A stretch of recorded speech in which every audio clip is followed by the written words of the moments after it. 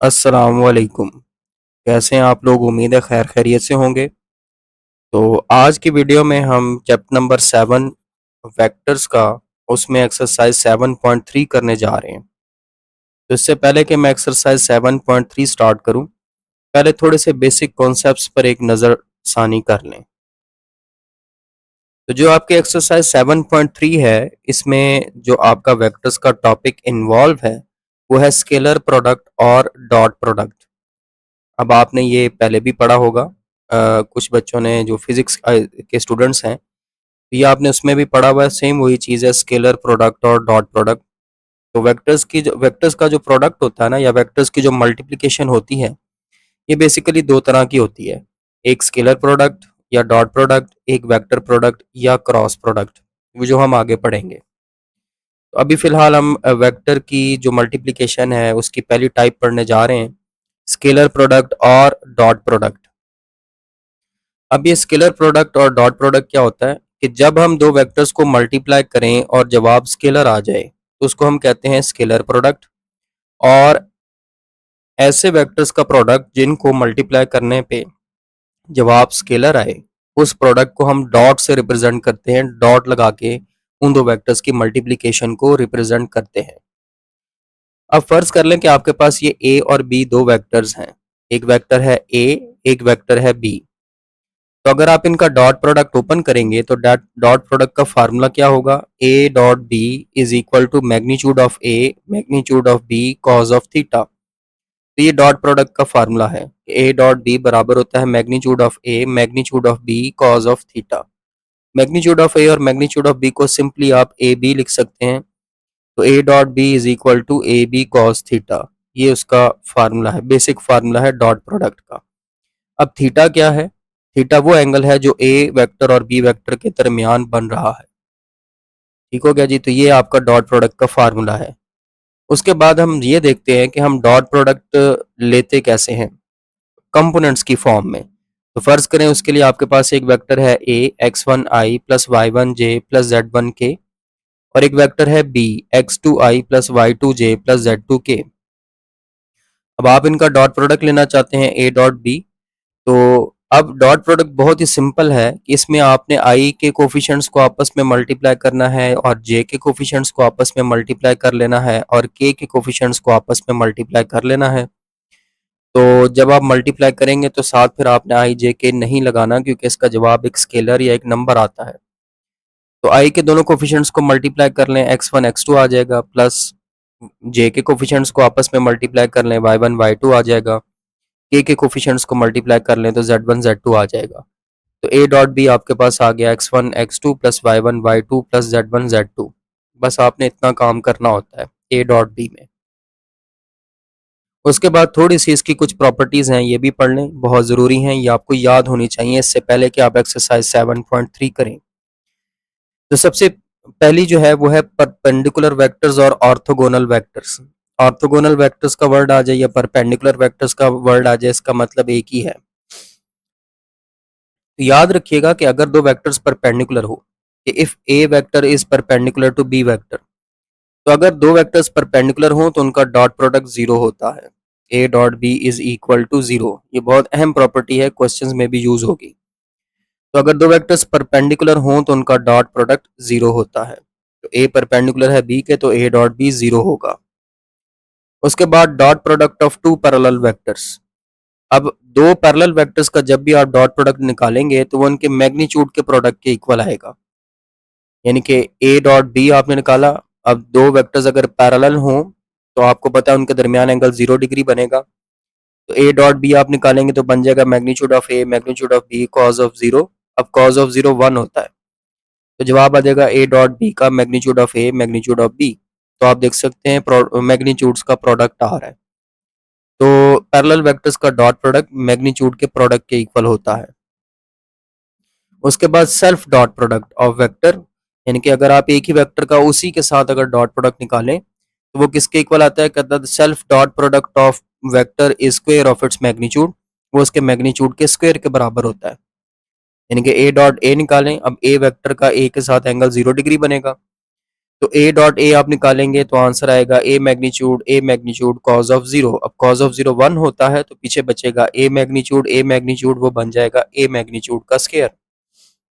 तो self dot product यानी कि एक वेक्टर का उसी के साथ डॉट प्रोडक्ट अगर आप निकालेंगे तो वो उसके मैग्नीट्यूड के स्केयर के इक्वल आएगा। इसके बाद कुछ ये इंपॉर्टेंट एक रिजल्ट है जो कि जहन में रखिएगा कि I dot I J dot J के डॉट के आप निकालेंगे तो उसका आंसर 1 आएगा, और अगर आप डिफरेंट कर देंगे आई डॉट जे डॉट के डॉट आई तो उनका आंसर 0 आएगा। ये भी जहन में रखिएगा। उसके बाद एट द लास्ट में बल्कि इसके बाद दो चीज़ें और भी हैं। एक तो आपको ये फार्मूला याद होना चाहिए कि अगर आपको कॉस थीटा निकालना हो तो कॉस थीटा निकालने का फार्मूला होगा A dot B over magnitude of A magnitude of B. ये कॉस थीटा निकालने का फार्मूला है A dot B over magnitude of A magnitude of B. इसके बाद अगर वो आपसे projection of A along B निकालने का कहे तो projection of A along B का फार्मूला होगा A dot B over B magnitude, और projection of B along A का फार्मूला होगा A dot B over A magnitude. जो वेक्टर बाद में आ रहा है उसका मैग्नीट्यूड आपने डिनोमिनेटर में लिखना है। इसलिए मैं projection of A along B में बी का मैग्नीट्यूड नीचे आएगा, projection of B along A में ए का मैग्नीट्यूड नीचे आएगा। तो ये चंद एक थोड़ी सी बातें थी एक्सरसाइज 7.3 से पहले, ये अपने माइंड में रखिएगा एक्सरसाइज स्टार्ट करने से पहले। अब आ जाते हैं एक्सरसाइज 7.3 की तरफ। पहला क्वेश्चन देखिए, कहता है find cosine of angle theta between U and V. कि आपने वेक्टर u और v के दरमियान कोसाइन ऑफ एंगल थीटा यानी कि कॉस थीटा निकालना है। कोसाइन कहते हैं कॉस को। तो बेसिकली आपने u और v वेक्टर के दरमियान कोसाइन थीटा कॉस थीटा निकालना है। तो कॉस थीटा का फार्मूला मैंने अभी डिस्कस किया था पहले। अब दो वेक्टर उसने आपको दिए हैं, एक है u 3i प्लस जे माइनस के और एक है vector v 2i minus J plus k. तो कॉस थीटा का फार्मूला क्या बनेगा, u dot v over magnitude of u magnitude of v। तो ऊपर आप दोनों वेक्टर्स का डॉट प्रोडक्ट लिख दें, 3i प्लस जे माइनस के dot 2i minus J plus K divided bye, अब नीचे मैग्नीट्यूड ले लें दोनों वेक्टर्स का। मैग्नीट्यूड कैसे लेते हैं, स्केयर रूट 3 का स्केयर प्लस 1 का स्केयर प्लस माइनस 1 का स्केयर। इसी तरह दूसरे वेक्टर का मैग्नीट्यूड भी ले लें, तो स्केयर रूट 2 का स्केयर प्लस माइनस 1 का स्केयर प्लस 1 का स्केयर। अब इसको आप सॉल्व कर लें तो कॉस थीटा, अब आपको पता है कि आपने ये डॉट प्रोडक्ट किस तरह से लेना है। मैंने आपको पहले बताया था कि डॉट प्रोडक्ट कैसे लेते हैं कि आई वाले नंबर को, ये आई वाला 3i है, आई वाले नंबर को आई वाले नंबर के साथ मल्टीप्लाई कर दे, 3 मल्टीप्लाई बाय 2 करेंगे तो देखिए यहाँ पे आ गया है 6। इसी तरह जे के साथ यहाँ पे नंबर कोई नहीं है तो 1 आ गया, जे के नंबर के 1 को इधर जे के साथ जो नंबर है -1 से मल्टीप्लाई करें तो जवाब आ जाएगा आपके पास -1। इसी तरह के वाला नंबर देखिए, के के साथ -1 है और इधर के साथ +1 है, -1 मल्टीप्लाई बाय +1 करें तो जवाब -1 आएगा, तो ये आ गया। तो आपने इस तरह से जो है वो डॉट प्रोडक्ट निकाल लेना है। तो अब ये आपके पास बनेगा cos theta is equal to 6 -1 -1 over square root 11 square root 6 यानी कि 4 डिवाइडेड बाय स्क्वायर रूट 66, ये आपका आंसर होगा। दूसरा पार्ट देखें तो इसमें u वेक्टर दिया हुआ है i minus 3j plus 4k और v वेक्टर दिया हुआ है 4i minus j plus 3k। Same वही formula cos theta is equal to u dot v over magnitude of u magnitude of v। तो आपने पहले ऊपर डॉट प्रोडक्ट ले लेना दोनों का, i minus 3j plus 4k dot 4i minus j plus 3k। नीचे आपने मैग्नीट्यूड ले लेने हैं, स्क्वायर रूट 1 का स्क्वायर प्लस माइनस 3 का स्क्वायर प्लस 4 का स्क्वायर, और इसी तरह आगे आ जाएगा स्क्वायर रूट 4 का स्क्वायर प्लस -1 का स्क्वायर प्लस 3 का स्क्वायर। अब आप ऊपर डॉट प्रोडक्ट ले लें, आई वाले नंबर को आई वाले के साथ मल्टीप्लाई कर लें तो 4 आ गया, -3 को जे वाले नंबर को जे वाले के साथ मल्टीप्लाई कर लें, -3 मल्टीप्लाई बाय -1 प्लस 3 आ गया। के वाले नंबर को के वाले नंबर के साथ मल्टीप्लाई कर लें, 4 मल्टीप्लाई बाय 3 12 आ गया। ये जेन में रखना है कि आई वाले नंबर को आपने आई वाले नंबर के साथ मल्टीप्लाई करना है, जे वाले नंबर को आपने जे वाले के साथ करना है और के वाले नंबर को आपने के वाले नंबर के साथ मल्टीप्लाई कर लेना है। तो ऊपर आ जाएगा 4 प्लस 3 प्लस 12, नीचे स्क्वायर रूट 26 स्क्वायर रूट 26, ऊपर आ जाएगा 19, नीचे स्क्वायर रूट 26 का स्क्वायर आएगा, ये स्क्वायर रूट से कैंसिल हो जाएगा, cos थीटा आ जाएगा आपके पास 19/26। अब आप पार्ट नंबर 3 पर आ जाएं, u वेक्टर दिया हुआ है -3 5 और v वेक्टर दिया हुआ है 6 2। इनको आप i j फॉर्म में लिख लें, तो u वेक्टर आ गया आपके पास -3i plus 5j, v vector आ गया 6i माइनस 2j। फिर आपने cos थीटा निकालना है, cos थीटा का formula u dot v over magnitude of u magnitude of v। ऊपर दोनों वेक्टर्स का डॉट प्रोडक्ट ले लें, -3i + 5j dot 6i - 2j, नीचे मैग्नीट्यूड ले लें, स्क्वायर रूट -3 का स्क्वायर प्लस 5 का स्क्वायर और दूसरे वेक्टर का मैग्नीट्यूड भी ले लें, स्क्वायर रूट 6 का स्क्वायर प्लस -2 का स्क्वायर। अब आपने ऊपर आई वाले नंबर को आई वाले के साथ और जे वाले को जे वाले के साथ मल्टीप्लाई कर लेना है। तो ऊपर आ जाएगा cos theta is equal to -18 -10 over square root 34 into square root 40। ऊपर आ जाएगा स्क्वायर रूट -28, नीचे दोनों स्क्वायर रूट्स के नंबर्स को मल्टीप्लाई कर दो तो 1360 आ गया, जिसको आप लिख सकते हैं 4 स्क्वायर रूट 85, यानी कि cos थीटा आ जाएगा -28 by divided by 4 square root 85। ये डिवाइड हो गए, यानी कि ये 4 आपको 4 पता है, 4 7 28, cos थीटा आपके पास आ जाएगा -7 over square root 85। Fourth part आ गया, इसमें u वेक्टर दिया हुआ है आपको 2 -3 1 और v दिया हुआ है 2 4 1, इनको i j के फॉर्म में लिख लें। तो u वेक्टर बनेगा 2i - 3j प्लस के और v वेक्टर बनेगा 2i + 4j प्लस के। आपने cos थीटा निकालना है, cos थीटा का formula u dot v over magnitude of u magnitude of v। ऊपर आप डॉट प्रोडक्ट ले लें, 2i - 3j plus k dot 2i + 4j plus K divided by नीचे मैग्नीट्यूड्स ले लें। पहले वेक्टर का मैग्नीट्यूड स्क्वायर रूट 2 का स्क्वायर प्लस -3 का स्क्वायर प्लस 1 का स्क्वायर, फिर दूसरे वेक्टर का मैग्नीट्यूड स्क्वायर रूट 2 का स्क्वायर प्लस 4 का स्क्वायर प्लस 1 का स्क्वायर। ऊपर फिर आपने आई वाले नंबर को आई वाले के साथ, जे वाले नंबर को जे वाले नंबर के साथ और के वाले नंबर को के वाले नंबर के साथ मल्टीप्लाई करना है। तो cos थीटा आ जाएगा आपके पास 4 - 12 + 1 over square root 14 square root 21। cos theta आ जाएगा -7 डिवाइडेड बाय स्क्वायर रूट 297। अब स्क्वायर रूट 297 कैलकुलेटर से देखेंगे तो 7 स्क्वायर रूट 6 आएगा, 7 7 से कैंसिल हो जाएगा और cos थीटा की वैल्यू आ जाएगी -1 बाय स्क्वायर रूट 6। तो ये फोर्थ पार्ट हो गया। क्वेश्चन नंबर 2 पे आ जाएं तो देखें, इसमें प्रोजेक्शन मांगी है। Calculate the projection of vector A along B and vector B along vector A. पहले पार्ट में देखें, वेक्टर ए दिया हुआ है आई माइनस के और वेक्टर बी दिया हुआ है जे प्लस के। तो जो मिसिंग है उनको जीरो के साथ लिख लें। तो वेक्टर ए बन गया i plus zero J minus k, vector B बन गया जीरो आई प्लस जे प्लस के। तो projection of A along B का formula A dot B over B magnitude बताया था, जो वेक्टर बाद में आएगा उसका मैग्नीट्यूड नीचे लिख देना है। तो ए dot B over B magnitude, ऊपर आप डॉट प्रोडक्ट ले लेंगे, A plus zero J I plus zero J minus के dot zero I plus J plus K divided by B का मैग्नीट्यूड लेंगे, दूसरे वेक्टर का मैग्नीट्यूड। तो स्क्वायर रूट जीरो का स्क्वायर प्लस वन का स्क्वायर प्लस वन का square. ऊपर डॉट प्रोडक्ट लेंगे तो जीरो प्लस जीरो -1, नीचे स्क्वायर रूट 2 आ जाएगा। तो projection of A along B आएगी -1 बाय स्क्वायर रूट 2। अब projection of B along A निकालना है, फार्मूला बनेगा A dot B over A magnitude. तो projection of B along A, अब फिर ऊपर आपने डॉट प्रोडक्ट ले लेना है दोनों वेक्टर्स का, आई प्लस जीरो जे माइनस के डॉट जीरो आई प्लस जे प्लस के डिवाइडेड बाय, अब ए जो पहला वेक्टर है उसका मैग्नीट्यूड आप लेंगे, स्क्वायर रूट 1 का स्क्वायर प्लस जीरो का स्क्वायर प्लस -1 का स्क्वायर। तो ऊपर आ जाएगा जीरो प्लस जीरो -1 और नीचे स्क्वायर रूट 2, तो इसका आंसर आ जाएगा -1 बाय स्क्वायर रूट 2। तो ये फर्स्ट पार्ट हो गया। सेकंड पार्ट में ए वेक्टर दिया हुआ आपको 3i प्लस जे माइनस के और बी दिया हुआ है -2i minus J plus k. तो फिर वही बात आ गई कि projection of A along B निकालना है, तो फार्मूला है A dot B over B magnitude.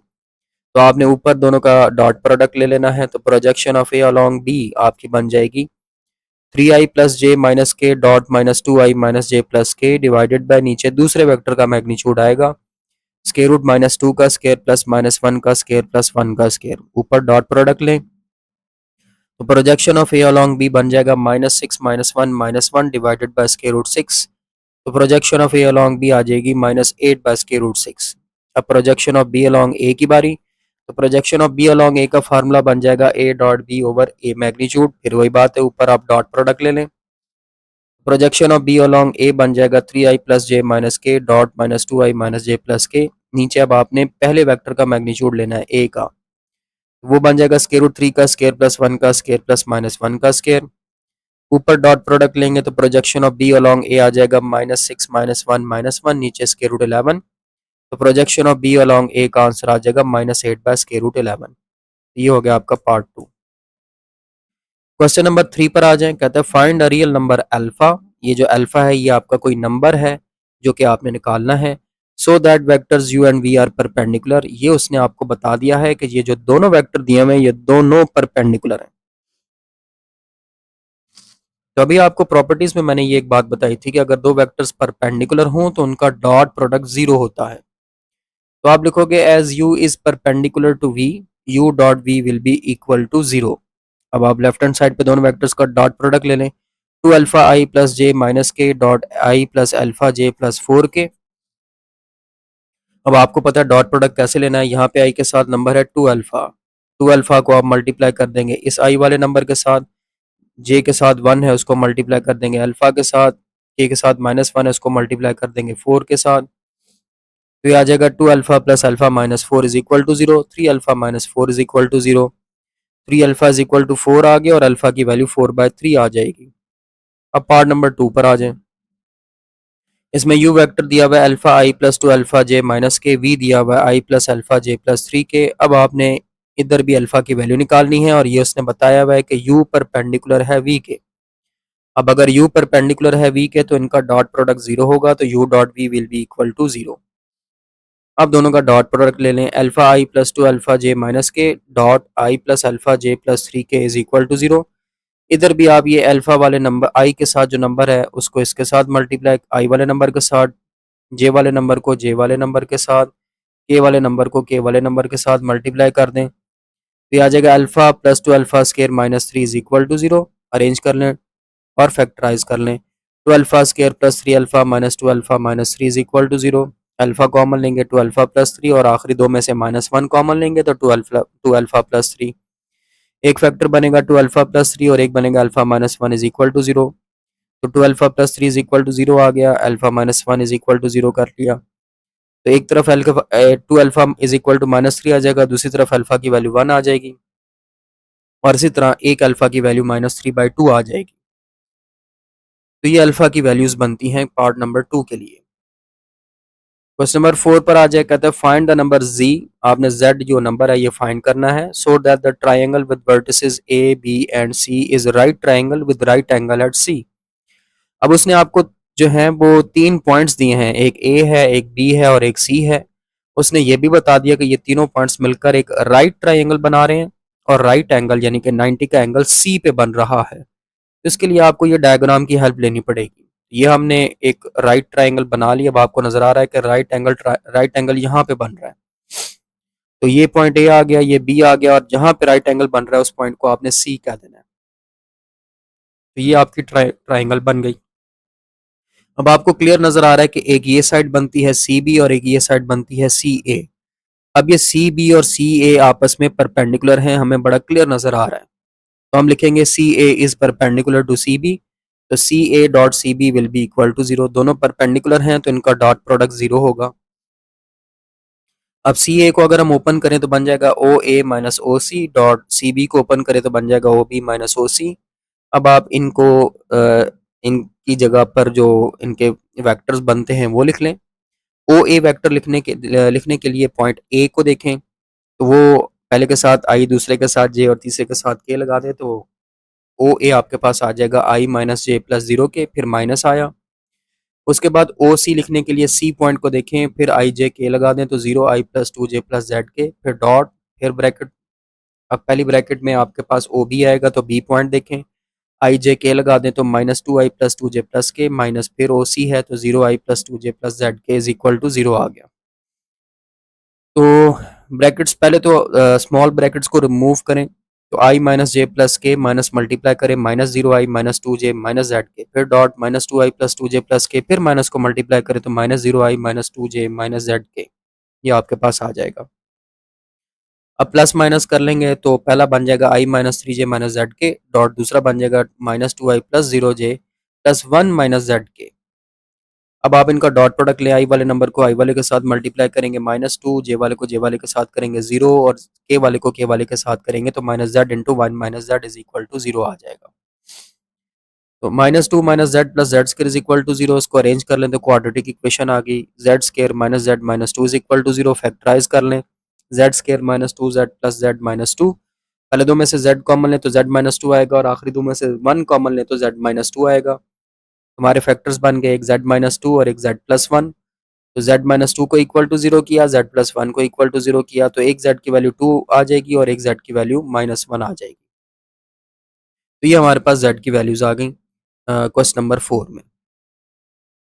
Question number 5 में आ जाए, कहता है if v is a vector, कि v हमारे पास कोई भी वेक्टर है for which v dot i is equal to 0, v dot j is equal to 0, v dot k is equal to 0, find v। कहते हैं हमारे पास v कोई भी एक ऐसा वेक्टर है जिसका i के साथ, जिसका j के साथ और जिसका k के साथ डॉट प्रोडक्ट 0 है, तो आप v निकाल दें। तो इसके लिए हम क्या करेंगे, हम v से पोज कर लेंगे, let v is equal to a i plus b j plus c k. फर्ज करें कि ये वो वेक्टर ये है a i plus b j plus c k.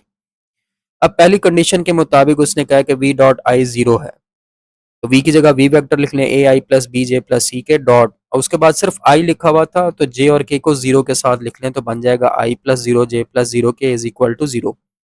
अब आप जब डॉट प्रोडक्ट लेंगे तो i वाले नंबर को i वाले के साथ मल्टीप्लाई करेंगे a, बाकी दोनों 0 हो जाएंगे, a plus 0 is equal to 0, a की वैल्यू आपके पास 0 आ जाएगी। फिर v dot j is equal to 0 लिखा हुआ है, दूसरी कंडीशन ये दी हुई थी, v की जगह v लिख दें ए i plus b j plus c के, और j है तो i और k 0 के साथ लिख दें 0 i प्लस j प्लस 0 के। डॉट प्रोडक्ट लेंगे तो a 0 plus b plus 0 is equal to 0, b की वैल्यू 0 आ जाएगी। फिर v dot k is equal to 0 लिखा हुआ है, इसमें भी ऐसे v की जगह v वेक्टर लिख दें ए i plus b j plus c के डॉट, अब सिर्फ k है तो i और j को 0 के साथ लिख लें 0 i plus 0 j plus k. Dot product लेंगे तो 0 plus c is equal to 0, यानी कि c की वैल्यू भी 0 आ जाएगी। अब a भी 0 आ गया, b भी 0 आ गया, c भी 0 आ गया, हमारे पास वेक्टर v ये हमने सपोज किया था ए i plus b j plus c k. अब इसमें अगर वैल्यूज पुट करें तो वेक्टर v आ जाएगा 0 i प्लस 0 j प्लस 0 के, यानी कि नल वेक्टर आ जाएगा। तो v हमारे पास नल वेक्टर आ गया, तो v नल वेक्टर है। तो ये क्वेश्चन 5 हो गया। क्वेश्चन 6 दो पार्ट है, पहला पार्ट है उसमें कहा हुआ है show that vectors 3i minus 2j plus के, i माइनस 3j प्लस 5 के and 2i plus j minus 4 के फॉर्म अ राइट ट्राइंगल। कहते साबित करें ये जो तीन वेक्टर्स दिए हुए हैं ये राइट ट्राइंगल बना रहे हैं। सबसे पहला काम तो ये कि आप इनको नाम दे लेंगे कि वेक्टर u हो गया 3i माइनस 2j प्लस के, वेक्टर v हो गया i माइनस 3j प्लस 5 के, और वेक्टर w हो गया 2i प्लस j माइनस 4 के। अब पहले तो आपको ये साबित करना पड़ेगा कि ये तीनों वेक्टर्स मिलकर एक ट्राइंगल बना रहे हैं, फिर आप साबित करेंगे कि वो राइट ट्राइंगल बना रहे हैं। अब अगर तीन वेक्टर्स मिलकर एक ट्राइंगल बना रहे हों तो दो का सम तीसरे के बराबर होता है, दो को ऐड करें तो तीसरे के इक्वल आता है। अब आप यहाँ पर देखें कि v का जो i है और w का जो i है इनको ऐड करें i प्लस 2 i, तो देखिए ऊपर वाला 3i बन गया। इसी तरह v के j को माइनस 3j प्लस w के j को ऐड करें तो माइनस 2j बनता है, तो w का j बन गया।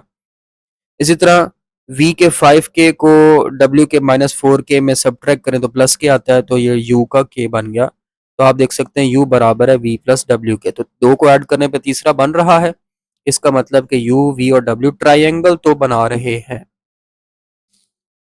अब हमने ये साबित करना है कि ये राइट ट्राइंगल बना रहे हैं। तो राइट ट्राइंगल बनाने के लिए आपको पता है राइट ट्राइंगल एक ऐसी ट्राइंगल होती है जिसमें दो साइड्स परपेंडिकुलर होती हैं। तो अगर दो साइड्स परपेंडिकुलर होंगी तो कोई से दो वेक्टर्स ऐसे होंगे जिनका डॉट प्रोडक्ट 0 आएगा। तो अब आपको वही ढूंढना है, पहले आप u डॉट v निकाल लें। u की जगह लिखा आपने 3i minus 2j plus k dot v की जगह i माइनस 3j प्लस 5 के डॉट प्रोडक्ट लिया, तो u डॉट v आ गया 3 प्लस 6 प्लस 5 14 आ गया, यानी कि जवाब 0 नहीं आ रहा। फिर हमने v डॉट w निकाल लिया, i माइनस 3j प्लस 5 के dot 2i plus j minus 4 के, इनका डॉट प्रोडक्ट निकाला तो आंसर माइनस 21 आया, ये भी 0 नहीं आया। फिर हमने u डॉट w निकाल लिया, तो u डॉट w निकालते हैं 3i minus 2j plus k dot 2i plus j minus 4 के, जब हमने इसका डॉट प्रोडक्ट निकाला तो वो 0 आ गया। अब u डॉट w 0 आगे आ चुका है, इसका मतलब u और w आपस में परपेंडिकुलर हैं। तो देखें दो साइड्स उसकी परपेंडिकुलर हो गई हैं। ट्राइंगल तो हमने पहले प्रूफ कर दिया था कि वो तीनों ट्राइंगल बना रहे हैं, और फिर दो साइड्स आपस में परपेंडिकुलर भी हो गई, तो इसका मतलब हुआ कि ये वाकई राइट ट्राइंगल ही बना रहे हैं। आप लिखेंगे hence u v and w form right triangle. दूसरे पार्ट पे चले जाएं तो उसमें उसने पॉइंट्स दिए हुए, point P, point Q, point R form a right triangle. आपने वेक्टर्स की मदद से ही साबित करना है कि ये जो तीन पॉइंट्स हैं P, Q, R एक राइट ट्राइंगल बना रहे हैं। तो पहले तो आपको वेक्टर्स फाइंड करने पड़ेंगे, साइड्स फाइंड करनी पड़ेंगी। एक साइड बनती है PQ, और PQ किसके इक्वल होगी OQ माइनस OP के। तो आप इस PQ को सॉल्व कर लें 4i प्लस j प्लस 4 के minus i plus 3j plus 2k, solve करेंगे तो पी क्यू आ जाएगा 3i minus 2j plus 2k। एक वेक्टर बनता है क्यू आर, क्यू आर निकालेंगे तो वो बनेगा O Q minus O R, तो मैंने डायरेक्ट लिख दिया है। ओ क्यू के लिए क्यू पॉइंट देखेंगे, सॉरी ओ क्यू आर है तो O R minus O Q बनेगा, तो ओ आर के लिए आर पॉइंट देखें तो 6i plus 5j plus 5k minus फिर आपका ओ क्यू आएगा, ओ क्यू के लिए क्यू पॉइंट देखें 4i plus j plus 4k, solve करेंगे तो क्यू आर आ जाएगा 2i plus 4j plus k। अब ए तीसरा वेक्टर बनेगा पी आर, पी आर बराबर होगा O R minus O P, तो ओ आर के लिए आर पॉइंट देखें 6i plus 5j plus 5k minus फिर ओ पी के लिए पी पॉइंट देखें तो i plus 3j plus 2k, solve करेंगे तो पी आर आपके पास आ जाएगा 5i plus 2j plus 3k। तो तीनों वेक्टर्स आपने निकालनी है। अब हमने वो पिछले पार्ट वाला काम करना है, ये तीनों वेक्टर सीरीज में लिख लें, पी क्यू आ गया, क्यू आर आ गया, पी आर आ गया। अब आपने ये तलाश करना है कि कौन से दो को ऐड करने पे तीसरा बन रहा है। तो अब आप देखें पी क्यू का 3i, क्यू आर का 2i, 3 और 2 5i, ये बन गया। पी क्यू का माइनस 2j, क्यू आर का प्लस 4j प्लस 2j बनता है, वो ये आ गया। पी क्यू का 2k, क्यू आर का k, दोनों ऐड होके बनेंगे 3k, तो पी आर का 3k बन गया। इसका मतलब पी क्यू और क्यू आर को ऐड करने पे पी आर आ रहा है। तो दो वेक्टर्स को ऐड करने पे तीसरा वेक्टर बन रहा है, इसका मतलब कि ये तीनों मिलके ट्राइंगल तो बना रहे हैं। So P Q, Q R and P R form triangle. अब हमने देखना है कि इसमें से कोई सी दो साइड्स परपेंडिकुलर होनी चाहिए। तो उसके लिए आप P Q dot Q R निकालें, मतलब तरतीब से चलते जाएं। P Q dot Q R निकालें, पी क्यू की जगह पे 3i minus 2j plus 2k, dot Q R की जगह पे 2i plus 4j plus k आया। तो ये तो इन्हीं का डॉट प्रोडक्ट जीरो आ गया। जब आप डॉट प्रोडक्ट लेंगे 6 माइनस 8 प्लस 2 यानी कि जीरो आ जाएगा। इसका मतलब पी क्यू परपेंडिकुलर हो गया क्यू आर के, तो इसका मतलब ये तीनों मिलकर राइट ट्राइंगल बना रहे हैं। तो पी क्यू आर, ये जो पॉइंट्स थे आपके पी क्यू आर, ये राइट ट्राइंगल बना रहे हैं। So P Q R is right triangle. ये क्वेश्चन 6 हो गया। अब क्वेश्चन नंबर 7 आपका एक बड़ा ही इंपॉर्टेंट क्वेश्चन है। छोटी छोटी स्टेटमेंट्स हैं 7 से लेके ऑनवर्ड जितने भी क्वेश्चन हैं, लेकिन सोल्यूशंस बड़े हैं। तो इस तरह के क्वेश्चंस इंपॉर्टेंट होते हैं, ये साथ साथ प्रैक्टिस करने हैं आपने। 7 में कहता है show that the mid point of hypotenuse of right triangle is equi distant from its vertices. यानी कि सवाल में ये कहता है कि एक राइट ट्राइंगल की हाइपोटेन्यूज का जो मिड पॉइंट होगा, एक राइट ट्राइंगल के हाइपोटेन्यूज का जो मिड पॉइंट होगा वो अपनी वर्टिसेस से, कॉर्नर से इक्वल डिस्टेंस पर होगा, बराबर फासले पर होगा। तो सबसे पहले इसके लिए आपने एक डायग्राम बनानी है। वो डायग्राम किस तरह से होगी कि आप ये कोऑर्डिनेट एक्सिस बना लेंगे, एक्स एक्सिस और वाई एक्सिस। ये आपका ओरिजिन आ गया और ये आपने एक ट्राइंगल बना लेनी है। इस पॉइंट को ए नाम दे लेना है, इस पॉइंट को आपने बी नाम दे लेना है। ये अब आपको नजर आ रहा है कि ये आपकी एक राइट ट्राइंगल बन रही है। यहाँ पे आपके पास 90 का एंगल बन रहा है। फिर आपने इनके दरमियान यहाँ पे एक पॉइंट ले लेना सी। अब ये जो सी पॉइंट है ये मिड पॉइंट है, क्योंकि उसने खुद बताया हुआ है सवाल में, प्रूफ में, कि आपने हाइपोटेन्यूज का मिड पॉइंट लेना है। तो ये जो सी है ये मिड पॉइंट है। अब एक ये वेक्टर बनता है ओ ए, एक ये वेक्टर बनता है ओ बी, एक ये वेक्टर बनता है ओ सी। ये तीन वेक्टर आ गए। फिर एक ये वेक्टर बनता है सी बी और एक ये वेक्टर बनता है सी ए। तो ये आपने ज़हन में रखना है, ये वेक्टर्स को आपने इसी तरह से ड्रॉ करना है। अब आप देखें ये सी मिड पॉइंट है, तो अगर सी मिड पॉइंट है तो और तो सी से ए तक का डिस्टेंस और सी से बी तक का डिस्टेंस बराबर होगा, यानी कि ये वाला जो डिस्टेंस है और ये जो ऊपर वाला डिस्टेंस है सी से बी तक, ये बराबर होगा क्योंकि सी मिड पॉइंट है। और फिर आप देखें इन दोनों की डायरेक्शन अपोजिट है।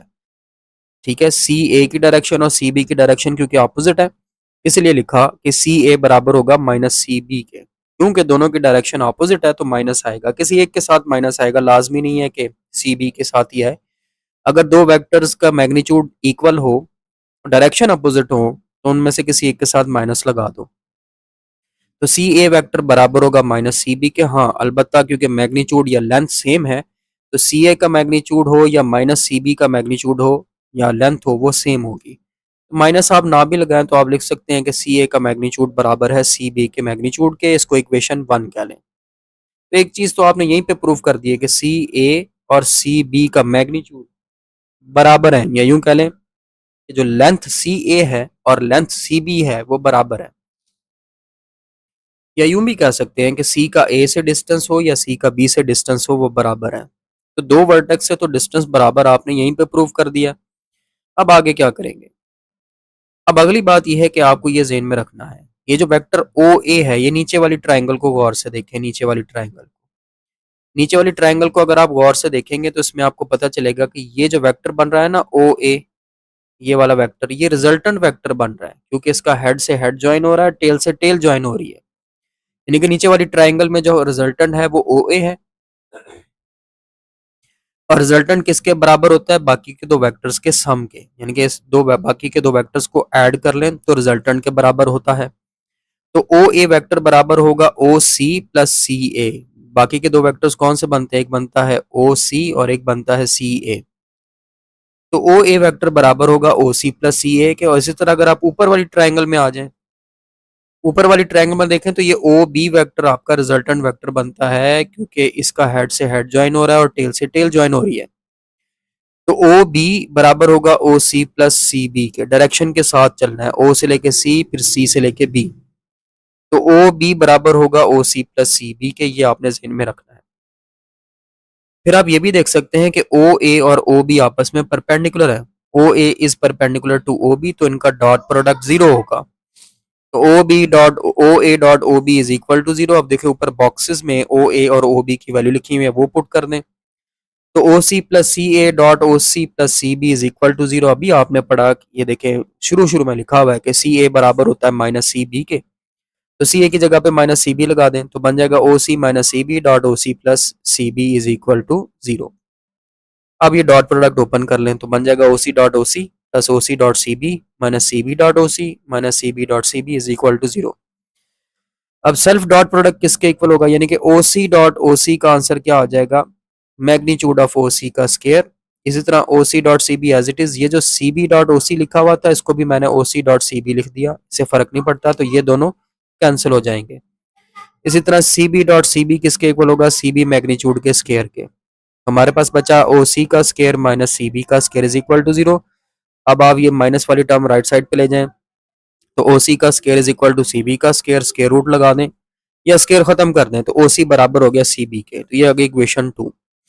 अब अगर आप दोनों इक्वेशंस को या दोनों रिजल्ट्स को देखें तो सी बी आपका सी ए के बराबर भी था। रिजल्ट 1 में लिखा हुआ है सी बी बराबर है सी ए और इधर लिखा हुआ है सी बी बराबर है ओ सी, तो तीनों ही बराबर हो गए। यानी कि ओ सी और सी ए और सी बी तीनों आपस में इक्वल हैं। तो आपने प्रूव कर दिया है ये जो सी है ये ओ ए और सी से इक्वल डिस्टेंस पर है। तो C is equidistance from vertex O A and B. तो ये आपका प्रूव हो गया। क्वेश्चन नंबर 8 पर आ जाए। कहते हैं prove that perpendicular bisectors of sides of triangle are concurrent. कि एक कोई भी ट्राइंगल हो, किसी भी ट्राइंगल के जो परपेंडिकुलर बाइसेक्टर्स होते हैं वो कॉन्करेंट होते हैं। तो आपने क्या करना है, आपने एक ट्राइंगल बना लेनी है और उसमें पहले एक वर्टेक्स को ए का लेना जिसका पोजीशन वेक्टर ए होगा, इसको बी का लें जिसका पोजीशन वेक्टर बी होगा, इसको सी का लें जिसका पोजीशन वेक्टर सी होगा। ये पहला राइट बाइसेक्टर आ गया, ये दूसरा राइट बाइसेक्टर आ गया, ये तीसरा राइट बाइसेक्टर आ गया।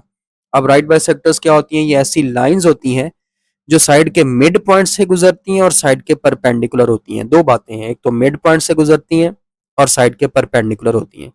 इसका मतलब ये पॉइंट पी बनता है, ये क्यू और ये जो आर, ये जो तीन पॉइंट्स हैं आपके पास, ये आपके मिड पॉइंट्स हैं। और जहां पर ये तीनों राइट बाइसेक्टर्स आके मिल रहे हैं उस पॉइंट को आप ओ का नाम दे लें। तो अब हमने इसको स्टार्ट किस तरह से करना है? पहले तो आप ये लिखेंगे कि पी क्यू आर क्या है। P Q are mid points हैं ए बी बी सी और ए सी के। तो ये पी क्यू आर के हम पोजीशन वेक्टर्स निकाल सकते हैं। अगर आपको पोजीशन वेक्टर ऑफ पी चाहिए जिसको हम ओ पी कहते हैं, तो आप देखें पी किन दो वेक्टर्स के दरमियान में है? ए और बी के दरमियान में। तो ओ पी बराबर होगा A plus B by two. Position vector of Q अगर आपको चाहिए तो क्यू जो है किन दो वेक्टर्स के दरमियान में है? बी और सी के दरमियान में। तो पोजीशन वेक्टर ऑफ क्यू जिसे आप ओ क्यू कहते हैं वो बराबर होगा B plus C by two के। इसी तरह पोजीशन वेक्टर ऑफ आर जिसको हम ओ आर कहते हैं, अब आर किन दो के दरमियान है? ए और सी के दरमियान, तो इसलिए ये बन जाएगा ए प्लस सी बाई टू। तो ये हमारे पास तीनों पी क्यू आर पॉइंट्स के पोजीशन वेक्टर्स भी आ गए हैं। अब हमने इनमें से कोई से दो सपोज कर लेने हैं या दो ले लेने हैं, कोई से दो ले लेने हैं और तीसरा प्रूफ करना है। तो आप एक ओपी ले लें। देखें ओपी आपको नजर आ रहा होगा कि ये आपका ओपी बनता है और ये आप देखें ये ओपी किसके परपेंडिकुलर है? ए बी के। तो OP is perpendicular to AB, तो OP dot AB will be equal to 0। अब OP को हम क्या लिख सकते हैं, A plus B by two, ये नीचे लिखा हुआ है, ये रहा आपका OP। और AB को डायरेक्ट अगर ओपन करें, AB क्या होगा, position vector of B minus position vector of A, यानी कि बाद वाले का पोजीशन वेक्टर पहले लिखना होता है। तो B का पोजीशन वेक्टर B है, तो ये बन जाएगा B माइनस A। अब ये 2 उधर जाके मल्टीप्लाई कर दें, और ये A प्लस बी लिखा हुआ है यहाँ पर, अगर आप देखें तो ये जो है ना, ये A प्लस बी लिखा हुआ है, इसको B प्लस ए लिखने से फर्क नहीं पड़ेगा। तो B plus A dot B minus A is equal to 0।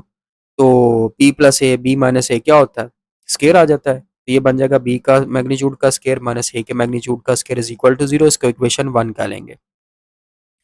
अब एक और ले लें, अब हम ये ले लेते हैं OQ वाला डायग्राम में। देखें, आप देखें ये OQ जो है ये किसके परपेंडिकुलर है, OQ परपेंडिकुलर है BC के। तो OQ डॉट BC 0 के बराबर होगा।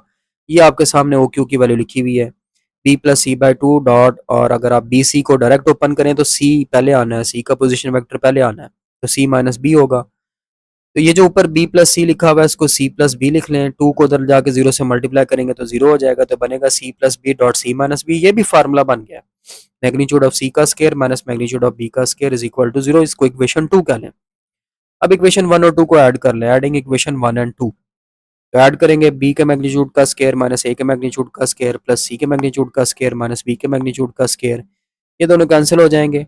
अरेंज करके लिख लें C के मैग्नीट्यूड का स्केयर माइनस A के मैग्नीट्यूड का स्केयर इज इक्वल टू 0।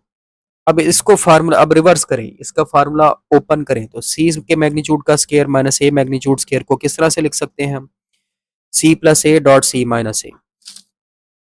अब हम ये C प्लस A को 2 से डिवाइड करने से फर्क नहीं पड़ेगा, अगर आप इसको 2 से डिवाइड भी कर लेंगे तो इससे फर्क नहीं पड़ेगा। तो इसको C प्लस A को एक तो A प्लस C लिख लें, फर्क नहीं पड़ेगा। यहाँ पे C प्लस A लिखा हुआ है, यहाँ पे मैंने A प्लस C कर दिया। ये बन जाएगा A plus C by two dot C minus A। अब ये देखें, ये A plus C by two किसका पोजीशन वेक्टर था, ये OR का। ये देखें OR का, तो इसकी जगह पे आ जाएगा OR dot C minus A को आप लिख सकते हैं AC। तो OR डॉट AC अगर 0 के बराबर हो गया, इसका मतलब OR परपेंडिकुलर हो गया AC के। तो तीसरा रिजल्ट हमने पहले 2 में से बना लिया। तो इसका मतलब फिर यही हुआ कि क्योंकि 2 से हमने तीसरा रिजल्ट बना लिया, तो इसका मतलब है वाकई परपेंडिकुलर बाइसेक्टर जो है वो कॉन्करेंट है। तो ये क्वेश्चन 8 हो गया। क्वेश्चन नंबर 9 भी कुछ मिलता जुलता ही है क्वेश्चन नंबर 8 से। अब इसमें उसने कहा prove that altitudes of triangle are concurrent. आपने साबित करना है कि ट्राइंगल के आल्टीट्यूड्स कॉन्करेंट होते हैं। तो ये आपने ट्राइंगल बना ली, इस पॉइंट को ए कह लें, ए का पोजीशन वेक्टर ए, बी का पोजीशन वेक्टर बी और सी का पोजीशन वेक्टर सी। तो ये आपने एक आल्टीट्यूड बनाया, ये दूसरा बनाया, ये तीसरा बनाया। अब आल्टीट्यूड्स क्या होते हैं, आल्टीट्यूड्स हमेशा वर्टेक्स से शुरू होते हैं और अपोजिट साइड के परपेंडिकुलर होते हैं। तो ये आपके आल्टीट्यूड्स बनते हैं, और आल्टीट्यूड्स मिड पॉइंट में से नहीं गुजरते। ठीक है, अब हम फर्ज कर लेते हैं कि यहाँ पे जहां पर ये दोनों आल्टीट्यूड्स आके मिल रहे हैं वो पॉइंट ओ है। ठीक हो गया जी। अब आपने इसमें से भी कोई से दो जो है ना वो ले लेने हैं। एक तो ये देखिए, ये जो ओ सी है, ये वाला पूरा अल्टीट्यूड जो होगा ना, ये ओ सी कहलाएगा एंड तक। ये ओ सी किसके परपेंडिकुलर है, ए बी के। O C is perpendicular to A B. तो O C dot A B 0 के इक्वल होगा, ओ सी बराबर होगा सी के डॉट ए बी को आप ओपन करके लिख सकते हैं B minus A. Dot product open कर लें तो C dot B minus C dot A is equal to 0। इसको इक्वेशन 1 कह लें। फिर एक और ले लें, ओ ए।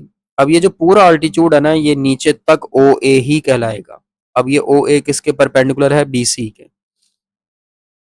ओ ए जो है वो ए के बराबर है, जो बी सी लिखा हुआ है। ओ ए, फिर इनका डॉट प्रोडक्ट 0 होगा, O A dot B C is equal to 0। O A के बराबर हो गया, और बी सी को आप लिख सकते हैं सी माइनस बी, डायरेक्ट लिख लें C minus B. Dot product open कर लें तो ए dot C minus A dot B is equal to 0। ये आ गई इक्वेशन 2। इनको भी ऐड कर लें, एडिंग इक्वेशन 1 एंड 2। तो C dot B minus C dot A plus A dot C minus A dot B is equal to 0। आप एक काम करें, C dot A as it is, ये जो है ना ये लिखा हुआ है सी डॉट ए, इसको मैंने लिख लिया है ए डॉट सी। ठीक हो गया, इससे फर्क नहीं पड़ेगा। तो C dot B minus A dot C plus A dot C, ये अब आपके कैंसिल भी हो जाएंगे। Minus A dot B is equal to 0, तो बचता है C dot B minus A dot B. अब इसमें से बी कॉमन आ रहा है, तो बन जाएगा बी डॉट सी माइनस ए। अब बी को आप ओ बी लिख सकते हैं और सी ए को ए सी।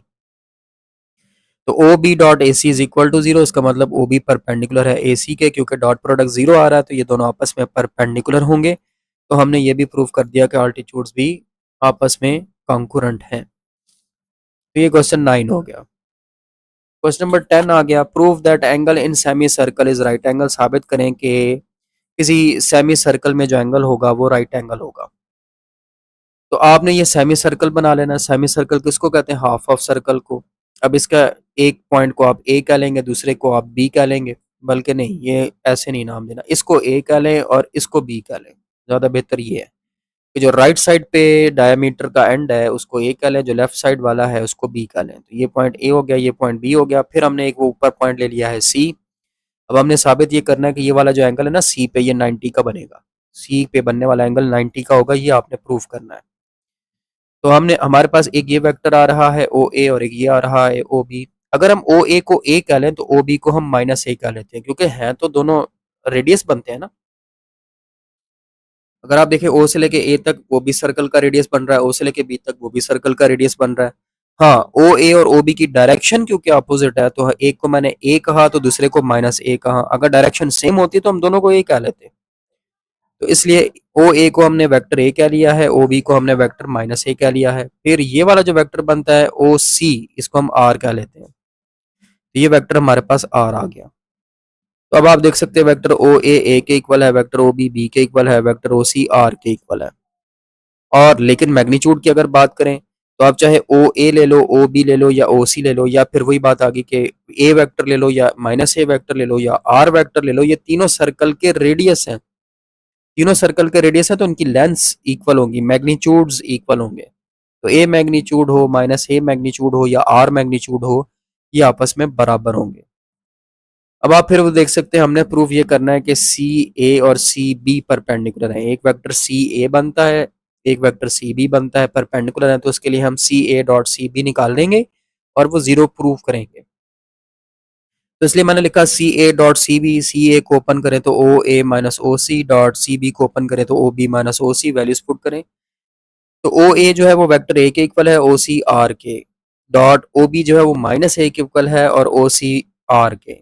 अब जो दूसरे ब्रैकेट है उसमें से माइनस कॉमन लेके शुरू में लिख लें, तो C A dot C B बन जाएगा माइनस ए, माइनस ब्रैकेट में आ गया A minus R dot A plus R. अब आपको पता है ये फार्मूला बन रहा है A plus A minus R A plus R. तो C A dot C B बन जाएगा माइनस ए के मैग्नीट्यूड का स्केयर माइनस आर के मैग्नीट्यूड का स्केयर। अब आप देखें कि मैग्नीट्यूड ऑफ ए हो या मैग्नीट्यूड ऑफ आर हो, वो आपस में इक्वल है। वो यहाँ पे ये लिखे हुए हैं, हमने लिख दिया था। ठीक हो गया। तो आप ए की जगह पे आर या आर की जगह पे ए लगा दें, तो ये बन जाएगा C A dot C B is equal to minus A का मैग्नीट्यूड का स्केयर माइनस ए के मैग्नीट्यूड का स्केयर। ये आपस में कैंसिल हो जाएंगे, जवाब जीरो आ जाएगा। तो C A dot C B क्योंकि जीरो आ गया, इसका मतलब सी ए परपेंडिकुलर है सी बी के, तो वो बात साबित होगी कि एंगल जो सेमी सर्कल में एंगल होता है वो राइट एंगल होता है। ये हमने साबित कर दिया। तो ये क्वेश्चन 10 हो गया। Question 11, prove that cos alpha minus beta is equal to cos alpha cos beta plus sin alpha sin beta. ये कहीं आपको देखा देखा लग रहा होगा, ये आपने पहले भी पढ़ा हुआ है, लेकिन अब हमने ये वेक्टर्स की मदद से प्रूव करना है। तो उसके लिए आप क्या करेंगे, आप ये एक्स एक्सिस बनाएंगे, वाई एक्सिस बनाएंगे, ये आपका ओरिजिन आ गया। एक ये वेक्टर ले लेंगे आप, और लेने आपने यूनिट वेक्टर है, यानी कि ये जो ओ ए है ये यूनिट वेक्टर ए है और इसका एंगल अल्फा है। ये ओ बी है, इसका एंगल बीटा है और इसको आप यूनिट वेक्टर बी कह लें। तो इन दोनों के दरमियान एंगल क्या बनेगा, अल्फा माइनस बीटा। अब ए के जो कोऑर्डिनेट्स होंगे, ए पे क्योंकि एंगल अल्फा बन रहा है तो ए के कोऑर्डिनेट्स बनेंगे cos अल्फा sin अल्फा, और बी पे एंगल क्योंकि बीटा बन रहा है तो बी के कोऑर्डिनेट्स बनेंगे cos बीटा sin बीटा। अब हम इनको वेक्टर फॉर्म में अगर लिखें तो यूनिट वेक्टर ए, इसके वेक्टर ये इसकी वेक्टर फॉर्म बन जाएगी cos alpha i plus sine alpha जे, और यूनिट वेक्टर बी की बन जाएगी cos beta i plus sine beta जे। अब हम इन दोनों के दरमियान डॉट प्रोडक्ट निकाल लेंगे, unit vector A dot unit vector B is equal to cos alpha i plus sine alpha j dot cos beta i plus sine beta j. Dot product कैसे लेते हैं आपको पता है, लेफ्ट हैंड साइड पे भी डॉट प्रोडक्ट ओपन कर लें, magnitude of A magnitude of B cos of. अब ए और बी के दरमियान आपको नजर आ रहा है कि ए और बी के दरमियान जो एंगल बन रहा है ना वो ये वाला बन रहा है अल्फा माइनस बीटा। तो magnitude of A magnitude of B cos of alpha minus beta, इसलिए यहाँ पे कॉज अल्फा माइनस बीटा आएगा। और राइट हैंड साइड पर आप अल्फा वाले नंबर को आई वाले नंबर को आई वाले नंबर के साथ मल्टीप्लाई करें तो cos alpha cos beta, plus j वाले नंबर को जे वाले के साथ मल्टीप्लाई करें तो plus sine alpha sine beta. अब ये जो magnitude of A magnitude of B है, क्योंकि ए और बी यूनिट वेक्टर हैं तो इनके मैग्नीट्यूड 1 होंगे, तो बन जाएगा 1 into cos alpha minus beta is equal to cos alpha cos beta plus sine alpha sine beta. तो ये फार्मूला प्रूव हो गया, cos alpha minus beta is equal to cos alpha cos beta plus sine alpha sine beta. ये बड़ा easy सा था। अब question number 12। अब 12 के 4 पार्ट हैं और चारों के अंदर डायग्राम एक ही बनेगी, ठीक है, एक ही जैसी बनेगी।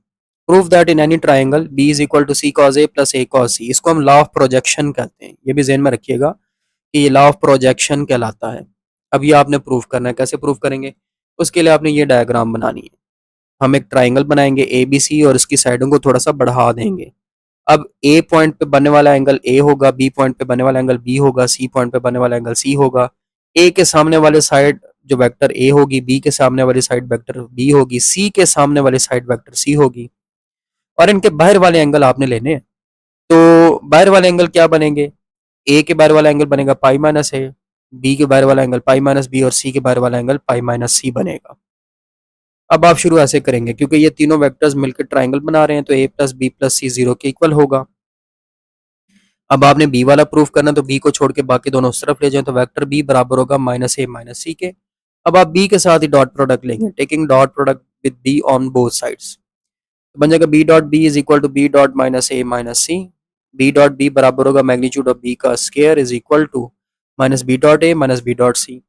मैग्नीट्यूड ऑफ बी का स्केयर उसको आप सिर्फ बी स्केयर लिख सकते हैं, तो बन गया बी स्केयर माइनस, अब बी डॉट ए को ओपन करें तो बी ए कॉज, अब बी और ए के दरमियान बाहर वाला एंगल देखें, अब अगर आप देखें तो बी और ए के दरमियान बाहर वाला एंगल जो बनता है वो पाई माइनस सी बनता है, तो इसलिए आ गया पाई माइनस सी। इसी तरह फिर ये बी डॉट सी को ओपन करें, तो बी डॉट सी को ओपन करेंगे तो बी सी कॉज, अब बी और सी के दरमियान बाहर वाला एंगल क्या बनता है? बाहर वाला एंगल ये बनता है पाई माइनस ए, तो ये लिखा हुआ है पाई माइनस ए। तो बी स्क्वायर बराबर होगा माइनस बी ए। अब ये जो कॉस पाई माइनस सी है ये बराबर होता है माइनस कॉस सी के, और ये जो कॉस पाई माइनस ए है ये बराबर होगा माइनस कॉस ए के। ये आपने 10th चैप्टर फर्स्ट ईयर में पढ़ा था लाइट एंगल में, कि पाई पे पाई माइनस सी बनता है दूसरा क्वाड्रेंट, दूसरे में कॉस नेगेटिव होता है, तो इसलिए माइनस माइनस आया। अब वो माइनस माइनस मिलके प्लस हो जाएंगे, तो बन जाएगा B square is equal to B A cos C plus B C cos A. B common आ रहा है, B square is equal to B into A cos C plus C cos A. एक B B से cancel हो जाएगा, तो prove हो जाएगा B is equal to A cos C plus C cos ए।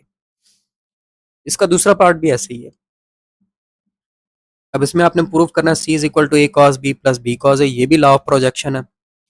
फिर वही ट्राइंगल आपने बनाई, देखिए सेम वही डायग्राम है जो पहले मैंने बताई। फिर ए प्लस बी प्लस सी 0 के इक्वल होगा। अब आप सी को रहने दें, ए और बी को ले जाएं, तो सी बराबर होगा माइनस ए माइनस बी के। सी के साथ ही आप डॉट प्रोडक्ट ले लेंगे, तो dot product with C both sides लेंगे, तो C dot C is equal to C dot minus A minus B.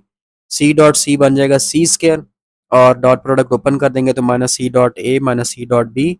अब आप इसको ओपन करेंगे तो पहले लिखा हुआ है सी डॉट ए, पहले नंबर पे अगर आप देखें तो लिखा हुआ है सी डॉट ए, तो ये बराबर होगा सी ए कॉज और एंगल आएगा पाई माइनस बी। अगर आप देखें सी और ए के दरमियान एंगल बन रहा है पाई माइनस बी, तो इसलिए एंगल पाई माइनस बी आ गया।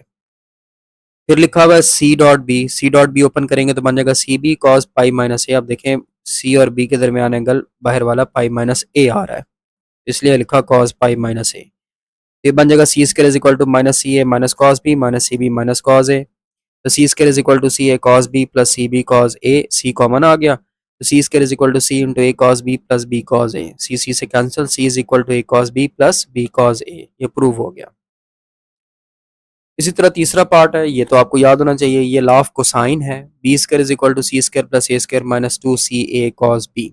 डायग्राम वही है जो आपने पहले बनाई, ये आपने डायग्राम बना देनी है। डायग्राम बना के अब आपने फिर वहीं से स्टार्ट करना है कि A plus B plus C is equal to 0 हो गया। बी वाला प्रूफ करना है, तो बाकी दोनों उधर ले जाएं, B is equal to minus A minus C, और बी के साथ अब ना इसमें से माइनस कॉमन ले लें, तो वेक्टर बी बराबर होगा माइनस ए प्लस सी, इसको इक्वेशन 1 कह लें, और बी के साथ ही डॉट प्रोडक्ट लें, taking dot product with B on both sides, तो B dot B is equal to B dot minus A plus C. अब इक्वेशन 1 देखें, अब इक्वेशन 1 को अगर आप देखें तो बी वेक्टर किसके बराबर है? माइनस ए प्लस सी, तो वेक्टर बी की जगह पे फिर minus A plus C put कर दें राइट हैंड साइड में। लेफ्ट हैंड साइड पे तो बी डॉट बी बन जाएगा बी स्क्वायर, तो ये आ गया minus A plus C dot minus A plus C, minus minus plus हो गया, तो बी स्क्वायर बन गया A plus C dot A plus सी।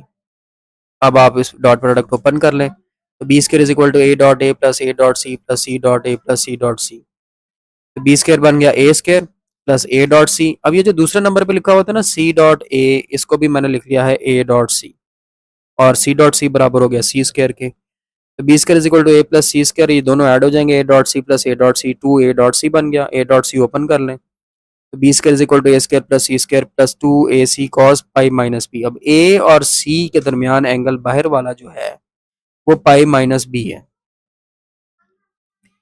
तो two A C cos pi minus B आ गया। तो बन गया A square plus C square minus two A C cos pi. अब कॉस पाई माइनस बी का आंसर माइनस कॉस बी आना है, तो इसलिए ये प्लस की जगह पे देखिए माइनस आ जाएगा। तो बन जाएगा B square is equal to A square plus C square minus two A C cos B. ये प्रूव हो गया। चौथा पार्ट है C square is equal to A square plus B square minus two A B cos C. फिर इसी तरह ही prove होगा, वही डायग्राम, और उसी तरह स्टार्ट करना है कि a plus B plus C zero के बराबर है, सी को उधर ही रहने दें। सी वेक्टर बराबर हो जाएगा माइनस ए प्लस बी के, इसको इक्वेशन 1 कह लें, यानी कि इसमें माइनस कॉमन भी ले लेंगे, सी के साथ ही डॉट प्रोडक्ट लेंगे दोनों तरफ।